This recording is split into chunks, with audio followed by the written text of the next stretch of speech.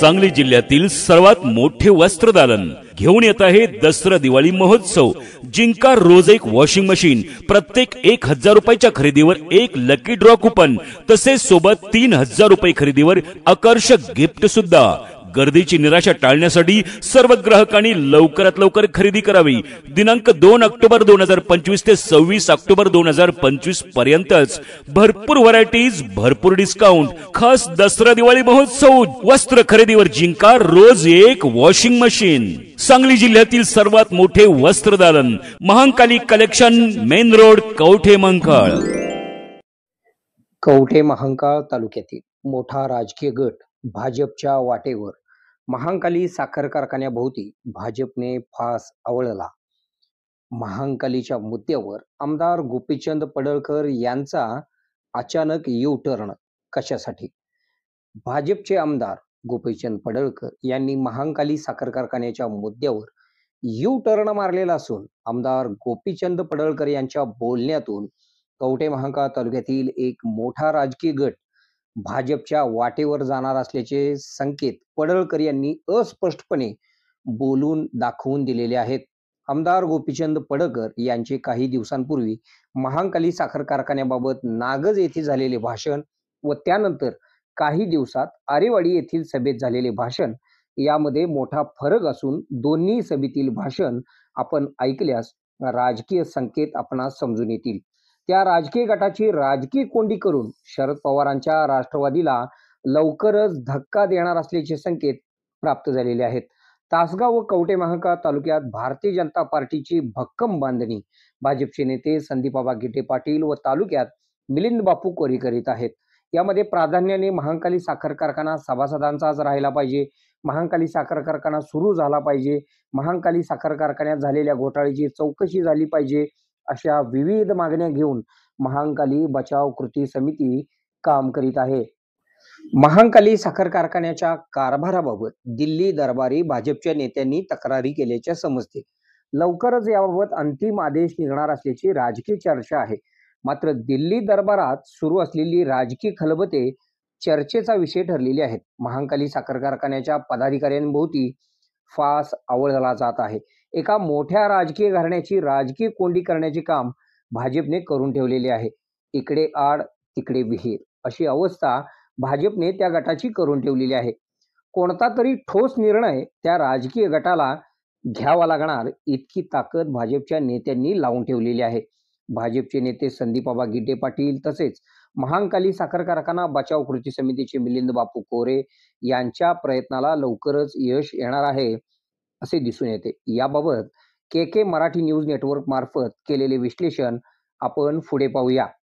प्रथम नागज येथील झालेली बैठकीत आमदार गोपीचंद पडळकर यांनी केलेले विधान पाहूया।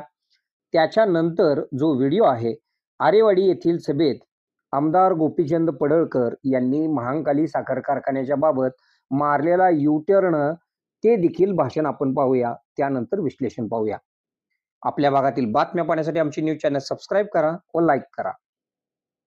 बोलतो कवठे महांकाळमध्ये त्यांनी कारखान्याचा पण विषय काढला आणि मला या गोष्टीचा अभिमान आहे की हा कारखाना आम्ही जर लक्ष घातला नसता तर मागच्या वर्षीच विकला गेला असता। मागच्या वर्षी हा 280 एकर जागेमध्ये असणारा कारखाना आहे। आपल्या सांगली जिल्ह्यामध्ये सगळ्यात जास्त जमीन ही महांकाली साखर कारखान्याची आहे, त्याच्यानंतर आटपाडीच्या कारखान्याची आहे। तो पण विकला असता गेल्या वर्षी, परंतु आम्ही दंगा करून ते प्रकरण थांबवलंय। महांकाली कारखाना विकला गेला नाही पाहिजे हे प्रत्येक शेतकऱ्याचं मत असलं पाहिजे। 280 एकर जमीन, 280 एकर कशाला म्हणतात? ती जमीन विक्रीला परवानगी दिली होती जिल्हा बँकेनं। ज्या माणसाला जमीन विकायला परवानगी दिली त्यांनी 35 लाख रुपये गुंठा जमिनीचा दर काढला होता। तुम्हाला माहिती आहे तिथं जमिनीचा दर काय? 35 लाख रुपये गुंठा। 110 कोटी कर्ज आहे फक्त तुमच्या कारखान्याचं। किती? 110 कोटी, 35 लाख रुपये गुंठा। एका एकरात 30 गुंठ विकायला मिळते, 10 गुंठ रस्त्यात जाते। 35 गुणिले 30 करा, कॅल्क्युलेटर मध्ये पण बसायचं आहे। म्हणजे ते 280 एकराचं झाले किती? सगळं 25 एकर कारखान्यापुरती ठेवली आणि सगळी विकून टाकली. कारखाना फुकट मिळतोय आणि 200-500 कोटी रुपये मिळतील. असा कुठं धंदा आहे का सांगा? हा, देताना ते जसे देते आणि विकताना असे विकते. आणि म्हणून आपण जागरूक राहिलं पाहिजे की हा कारखाना शेतकऱ्यांचा आहे, कष्टकऱ्यांचा आहे, तो शेतकऱ्यांचाच राहिला पाहिजे. तिकडं आपल्याला महाखालीसाठी लढायचं आहे, तिकडं आम्ही आटपाडीच्या मानगंगा कारखान्यासाठी लढतोय. तिथं तर 250 एकर जमीन आहे. एवढा दर तिथं नाही, पण तिथं 5 लाखाचा दर आहे. 5 लाख म्हणजे 200 एकराचे झाले किती? 20 त्रिक 60, 6000 कोटी झाले. 6-35 300 कोटी झाले. म्हणजे कारखाना बी फुकट मिळतोय आणि भरपूर पैसे मिळते. तो धंदा फक्त या पुढाऱ्यांनाच जमलाय, दुसऱ्या कुणाला जमला नाही. आपले आता 25 वर्ष गेले, आमचं रान नेलंय की रान परत मिळलं ना, आणि इकडे सगळं फुकट मिळतंय. तर या विषयामध्ये आपल्या सगळ्यांचं एकमत असलं पाहिजे कवठेमहांकाळ तालुक्यातल्या नागरिकांचं की महाकाली साखर कारखाना हा सभासदांचाच राहिला पाहिजे, शेतकऱ्यांचाच राहिला पाहिजे. आणि त्यासाठी आपण सगळेजण ताकदीनं लढलं पाहिजे. हा महत्वाचा मुद्दा आहे. मी काय म्हणतोय, महाकाली साखर कारखाना ज्याचं 110 कोटी कर्ज होतं आणि बँकेनं ती विक्री करायला परवानगी दिली, त्यातली 60 एकर जमीन विका आणि ते कर्ज भरा. 30 लाख रुपये दरानं त्यांनी ठरवली. त्या पोरानं, माळ्याची लिंगायताची पोर आहे, त्यांनी 15 कोटी रुपये बँकेकडे भरले. आता उद्या जरी बँकेनं सांगितलं तर 35 कोटी रुपये त्यांची भरायची तयारी आहे. मग तुम्ही तो कारखान्याची जमीन का विकू देत नाही? कारण तुम्हाला अख्खा कारखाना ढापायचा आहे 279 एकराचा. 30 लाखानं दर काढलाय म्हणजे विचार करा. कोर्टानं परवानगी दिली, तुम्ही 60 एकर विका. 60 एकरात कारखाना जिवंत राहतोय. 220 एकर जमीन कारखान्याकडे राहते, कारखाना शिल्लक राहतोय. जयंत म्हणतोय नाही, मला अख्खा ढापायचा आहे. नमस्कार, मी कुणाल कोठावळे, के मराठी न्यूज नेटवर्क मध्ये आपलं स्वागत आहे. महत्त्वाच्या एका विषयावर विश्लेषण करण्यासाठी आम्ही तुमच्या समोर येतोय. यामध्ये 2 दिवसांपूर्वी भारतीय जनता पार्टीचे जत विधानसभा मतदारसंघाचे आमदार गोपीचंद पडळकर यांची आरेवाडी बनामध्ये दसरावा मेळावा उत्साहाने पार पडला. या मेळाव्याला लाखोने त्यांचे चाहते आलेले होते. यामध्ये या सभेमध्ये एक वैशिष्ट्य आपणाला बघायला मिळाले. त्याच्यामध्ये काही त्यांनी संकेत दिले कवठेमहांकाळ तालुक्याच्या राजकारणाचे. त्यांचे भाषण किती जणांनी ऐकले याची कल्पना आपणाला नाही, पण बऱ्याच लोकांनी त्यांचे भाषण आवर्जून पाहिलेले आहे. अतिशय सर्वसामान्य व्यक्तिमत्व आमदार गोपीचंद पडळकर. आम्ही त्यांचे कौतुक करत नाही, परंतु हे वास्तव आहे. त्यांची राजकारणाची सुरुवात तशी कवठेमहांकाळ तालुक्यातून झालेली आहे. तुम्ही विचाराल कसं काय? राजकारणात बऱ्यापैकी अशी चर्चा होती की आमदार गोपीचंद पडळकर हे कधी काळी नागदच्या फाट्यावर त्यांचा ढाबा होता वगैरे वगैरे अशी त्यांच्याबद्दल चर्चा होती. पण त्यांची दुसरी एक बाजू अशी बघूया की कवठेमहांकाळ तालुक्यातील अनेक जण त्यांच्या आजही संपर्कात आहेत आणि यापूर्वीही होते. कवठेमहांकाळ तालुक्यातील अनेक महनीय व्यक्तींना, व्यापाऱ्यांना, एखाद्या राजकीय व्यक्तीला ते नावानिशी ओळखतात. कारण बऱ्याच वर्ष त्यांनी कवठेमहांकाळ तालुक्यात आपल्या उद्योगाची जडणघडण केली. त्यांचे कवठेमहांकाळ तालुक्यावर विशेष प्रेम आहे व ते राहणार. ते कसे आणि काय हे सर्वाधिक जास्त त्यांनाच माहीत, कारण त्यांच्या आयुष्याची सुरुवातच कवठेमहांकाळ तालुक्यातून झालेली आहे. काही गोष्टी आम्ही या पाठीमागे जाऊन सांगण्याचा काही उद्देश आहे. त्याच्यामध्ये स्वर्गीय नानासाहेब सगरे असतील, स्वर्गीय पंडितराव जगदाळे असतील, माजी मंत्री अजितराव घोरपडे सरकार असतील, माजी मंत्री शिवाजीराव बापू शेंडगे असतील, काही असे अनेक नेते आहेत जे त्यांच्या राजकीय सुरुवातीच्या काळामध्ये त्यांनी या लोकांना जवळून बघितलेलं आहे. या लोकांनी गोपीचंद पडळकर यांना जवळून बघितलेलं आहे. त्यावेळी जुन्या काळामध्ये गोपीचंद पडळकर नागद फाट्यावर बसून राजकारणात त्यावेळी सक्रिय होते. त्याचे विश्लेषण मी नंतर देईन तुम्हाला, कसे होते, काय होते, त्यांच्या बाबतीत काय घडामोडी घडल्या. त्यांना राजकारणात संपवण्याचा घाट आत्ताच घातला जातोय असं नाही आहे. नागजमध्ये असताना एका तरुणाला राजकारणात पुढे येत असताना सगळ्यात पहिल्यांदा जर रोखलं गेलं असेल तर ते नागजमध्ये. ही सर्व माहिती आम्हाला आहे.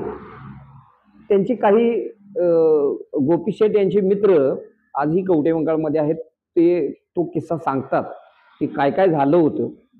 गोपीचंद पडळकर यांना आज रोखण्याचा प्रयत्न झालेला नाही. मी अजूनही सांगतोय, गोपीचंद पडळकर यांना नागज फाट्यावर असताना जे तरुण एकत्रित करायचे, जी संघटन शक्ती जी होती ती आत्ता झालेली नाही, ती नागज फाट्यावर असताना झालेली आहे. त्यावेळी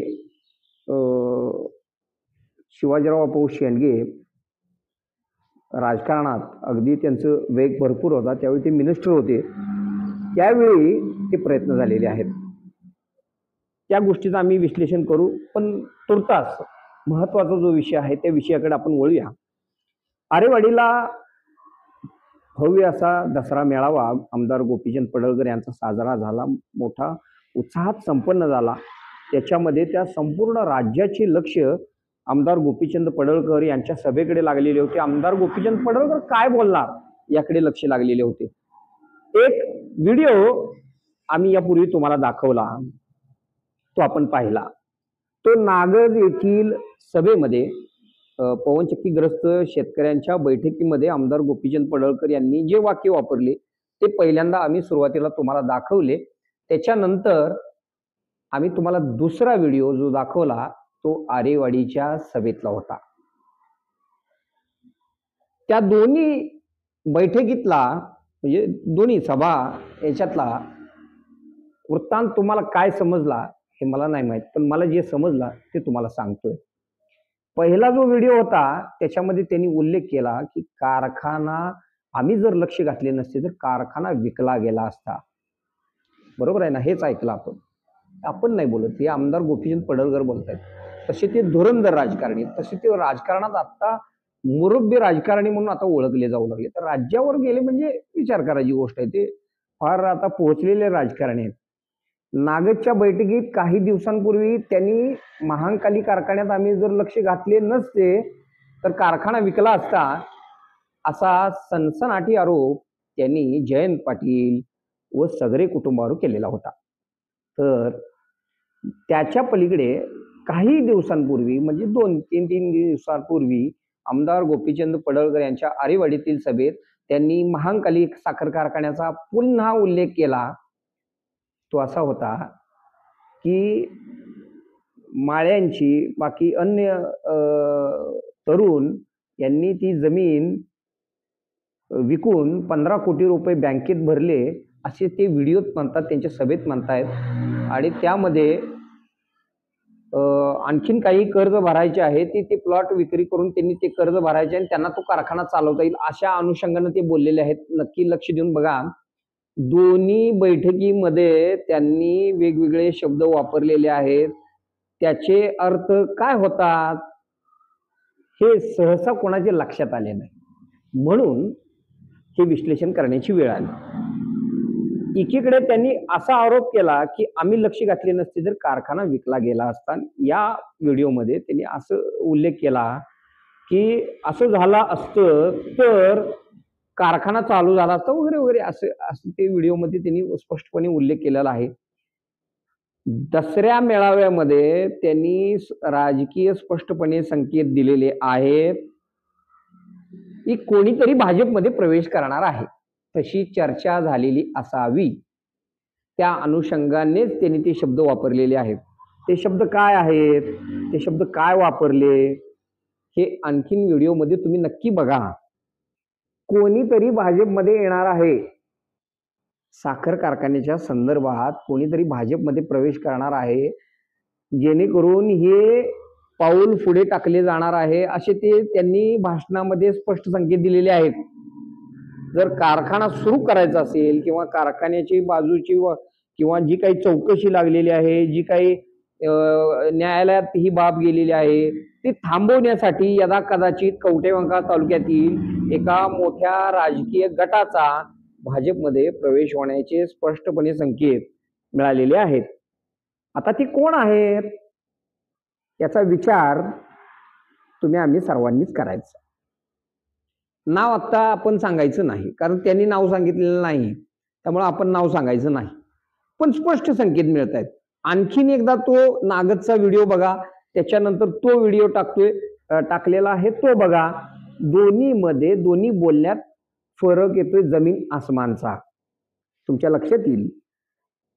गोपी शेठ यांनी स्पष्टपणे संकेत दिलेले आहेत, कोणीतरी भाजपमध्ये येणार आहे. कवठेमहांकाळ तालुक्यातील एक मोठा राजकीय गट हा भारतीय जनता पार्टीत नक्की प्रवेश करणार आहे, याची 100% खात्री के मराठी न्यूज देत आहे. कवठेमहांकाळ तालुक्याच्या राजकारणात एक मोठी उलथापालथ होणार आहे. एका मोठ्या राजकीय नेत्याला धक्का बसणार आहे. एका मोठ्या राजकीय नेत्याला चपराक देण्यासाठी हा प्रयत्न यशस्वी होताना दिसून येतो. त्यामध्ये भारतीय जनता पार्टीचे नेते, अगदी जुने जाणते नेते, मुरब्बी नेते मिलिंद बापू कोरे, तसेच तासगाव कवठेमहांकाळ विधानसभा मतदारसंघाचे नेते, भाजप किसान मोर्चाचे प्रदेश सरचिटणीस संदीप आबा गिड्डे पाटील यांनी लावून ठेवलेले जाळे हे भारतीय जनता पार्टीसाठी यशस्वी ठरलेले आहेत असे म्हणावे लागेल. अगदी सगळे कुटुंबाभोवती त्यांनी फास टाकून ठेवलेला होता.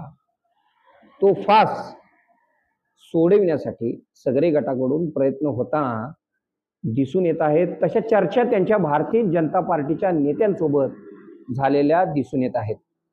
काही दिवसांपूर्वी आम्ही ऐकलेल्या अशा काही गोष्टी आहेत की सांगली जिल्ह्याचे पालकमंत्री चंद्रकांतदादा पाटील यांची भेट महांकाली साखर कारखान्याच्या चेअरमन अनिताताई सगरे यांनी घेतलेली आहे. युवा नेते शंतनूभैया सगरे यांनी घेतलेली आहे. त्या ठिकाणी उपस्थित असलेल्या एका व्यक्तीने हे पाहिल्यानंतर आम्हाला ही माहिती दिली. आता त्यांची भेट कधी झाली, कशासाठी झाली, काय झाली, ह्याचा गोपनीय वृत्तांत पालकमंत्री आणि सगरे यांच्याकडेच आहे. त्याची लिंक आहे ना, तर ती आरेवाडीच्या सभेमध्ये जाते. गोपीचंद पडळकर यांनी केलेले सूचक विधान अभ्यास करण्यासारखे आहे. अजूनही सांगतोय, त्यांनी केलेले नागज मधील विधान आणि त्यांनीच केलेले आरेवाडीच्या सभेतील विधान आणखी एकदा बघा, तुम्हाला समजेल. कवठेमहांकाळ तालुक्यातील एक मोठा गट भाजपमध्ये प्रवेश करतोय. कधी करतोय नाही माहित, पण आमदार गोपीचंद पडळकर तसेच सांगली जिल्ह्याचे पालकमंत्री चंद्रकांतदादा पाटील, महाराष्ट्र राज्याचे मुख्यमंत्री देवेंद्रजी फडणवीस, कवठेमहांकाळ तालुक्याचे नेते संदीपाबा गिड्डे पाटील, मिलिंद बापू कोरे यांना या गोष्टीची पूर्णपणे कल्पना आहे.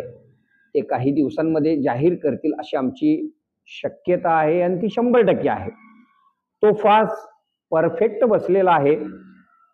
आम्ही स्पष्टपणे सांगतो, जयंत पाटील यांना मोठा धक्का बसणार आहे. जयंत पाटील यांच्यासोबत राष्ट्रवादीच्याच एका नेत्याला मोठा धक्का बसणार आहे. तो कसा बसणार आहे ते भारतीय जनता पार्टीचे नेते लवकरच सांगतील. नमस्कार. के मराठी न्यूज नेटवर्कसाठी कुणाल कोठावळे, सांगली.